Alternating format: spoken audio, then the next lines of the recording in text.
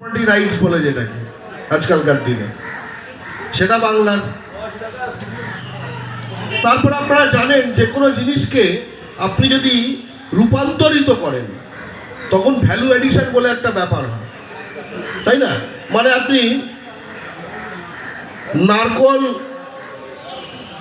নারকোল যার ভেতর থেকে শ্বাস বার করে নিয়েছে, সেই নারকোলের একটা ওজন, সেটাকে যদি কেউ লেবার দিয়ে ব্যাপারটাকে একটু খোলা খোলা মতো করে নেয়, তার একটুখানি দাম বাড়লো পার কিলো। সেখান থেকে যদি দড়ি পাকিয়ে নেয়, তার পার কিলো আরও দাম বেড়ে গেল। প্রতিটি স্টেপ হচ্ছে ভ্যালু এডিশন। তো ওই যে ওখানে ভাপা পিঠেটা হচ্ছিল, ধান চাল এটা একদিক, খেজুর গাছ, গুড়, এটা কয়েকটা ভ্যালু এডিশনের স্টেপ পরপর, তারপরে দুটো এসে মিশছে এক জায়গায়, এটা আরেকটা লেভেলের ভ্যালু এডিশন, তাই না? করে খাচ্ছে, যেই হোক, আমরা খাচ্ছি, ধরুন আমি খেয়েছি, আমি টাকা দিলাম। এর ফলে একটা অদ্ভুত ব্যাপার হলো, কাঁচামাল আমার এখানকার, প্ল্যানিং আমার এখানকার, ভ্যালু এডিশন যারা করছে তারা আমরা এখানকার। যার ফলে এখান থেকে কিনলে, এই জিনিসটা কিনলে একটা টাকাও বাংলার বাইরে যাবে না, পুরো জিনিসটা বাংলার মধ্যে কিন্তু ঘুরবে। এটাকেই আমরা বলি বাঙালি জাতীয়তাবাদী অর্থনীতি, যে জিনিসটা পুরোটাই আমাদের মধ্যে ঘুরবে। সব কিছু কিন্তু এটা সম্ভব না, এই মোবাইলগুলোই দেখুন না, তাই না? আমরা আগামী দিনে করতে চাই এই বাঙালি জাতীয়তাবাদী অর্থনীতির কথা, মানে একখানা প্রোডাক্ট যখন কাঁচামাল থেকে ফিনিশ প্রোডাক্ট হচ্ছে, তারপরে রিটেলারের হাত ধরে ধরে যে ঘুরছে, একদম এন্ড কনজিউমার, যে একদম ক্রেতা যে ব্যবহার করবে ওটা, তার আগের প্রতিটি ধাপের কতটা বাংলায় যা বিক্রি হচ্ছে, তা কতটা বাংলার মধ্যে থাকছে টাকাটা শেষ অবধি, ঠিক আছে?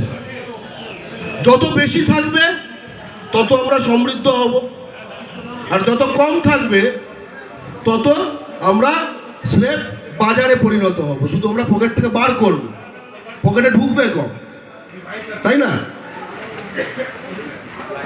এই বাঙালি জাতীয়তাবাদী অর্থনীতির কথা যখন বলছি, তখন আমার এই এলাকার কথা খুব মনে হয়। এই এলাকায় ইংরেজরা যখন আশপাশে প্রথম নোঙর নিয়েছিল, মাল বেচতে আসেনি, মাল তুলতে এসেছিল। এটা কিন্তু মনে রাখা দরকার। আমরা এখন মনে করি যে ইম্পোর্টেড মাল, তাই না? ভালো হবে। ওরা কিন্তু এখান থেকে মাল ইম্পোর্ট করার জন্য এসেছিল, এটা বোঝা দরকার। ইংল্যান্ডে বলা হতো বাংলা থেকে ইম্পোর্টেড মাল। যারা মাল বেচে তারাই কিন্তু দুনিয়ায় জয়ী, যারা মাল কেনে, যার ক্যাশ আউট হচ্ছে সে কিন্তু জয়ী নয়, যার ক্যাশ ইন হচ্ছে সেই কিন্তু জয়ী। আমাদের প্রতিটি মানুষকে cash in, cash in, cash in এই মন্ত্রে দীক্ষিত হবে। এই মন্ত্রে দীক্ষিত হলে তবেই না এই বসে আঁকো প্রতিযোগিতা আজকে 18তম, তা 38তম, 58তম, 108তম হবে, তাই না?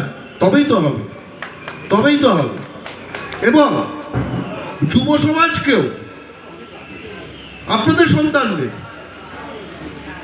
কিন্তু একদম এই লাইনে, নিজ নিজ লাইনে আসতে কিন্তু উদ্বুদ্ধ করা না, একদম ধরে বেঁধে নিয়ে আসে।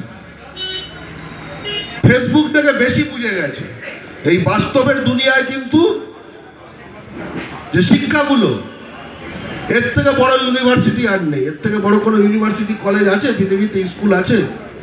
নেই তো। অর্থাৎ আমাদের যারা ছেলে মেয়ে তারা বাংলা ছেড়ে চলে যাবে, এটা তো কোনো মানেই হয় না। বাংলা চিরকাল ধরে নানা মানুষকে অতিথি রূপে বরণ করে নিয়েছে। এইটা আমাদের চরিত্র, আমরা কারোর বিরুদ্ধে না। আজও আমরা দেখি মানুষ বাংলায় আসে, আজও, এবং বিরাট হারে বাংলায় আসে। আমাদের যুব সমাজ ধরে নিচ্ছে বা তাকে বুঝিয়ে দেওয়া হচ্ছে বাংলায় কিছু নেই, অথচ বাংলায় ঢুকছে যে যুব সমাজ সে জানে আছে তো বাংলাতেই আছে, তাই না? এই দুটো বাস্তবতার মধ্যে কার বাস্তবতা সঠিক? অবশ্যই যে ঢুকছে তার বাস্তবতা সঠিক। তার কারণ তার উন্নতি আমরা দেখছি। আর যে মনে করছে বাংলায় কিছু নেই, তার বাপ ঠাকুরদা দুতলা বাড়ি, ঠাকুরদার বাবা মোটামুটি ধরে রেখেছে, ছেলে পুজোর সময় আসে কি আসে না, এরকম একটা অবস্থা। তাহলে উন্নতি কারা করে? যেখানেও থাকে সেখানেও কোনো তেজ দাপট কিচ্ছু নেই, সেখানেও তেজ দাপট কিচ্ছু নেই। তাহলে আমার পরিবারের কথাই ভাবো। বাংলা পক্ষ সম্বন্ধে অনেক ভুল ধারণা আছে। হ্যালো, আমরা নাকি এর বিরোধী, তার বিরোধী ইত্যাদি। হ্যাঁ বল বল। আমি স্পষ্ট করে বলতে চাই যে যার মধ্যে বাংলা জন্মেছে এখন এখন একটা প্রোগ্রাম আমরা সেই সকল মানুষের পক্ষে, তাদের ব্যাকগ্রাউন্ড যাই হোক, তাদের ব্যাকগ্রাউন্ড যাই হোক, আমরা সেই সকল মানুষের পক্ষে।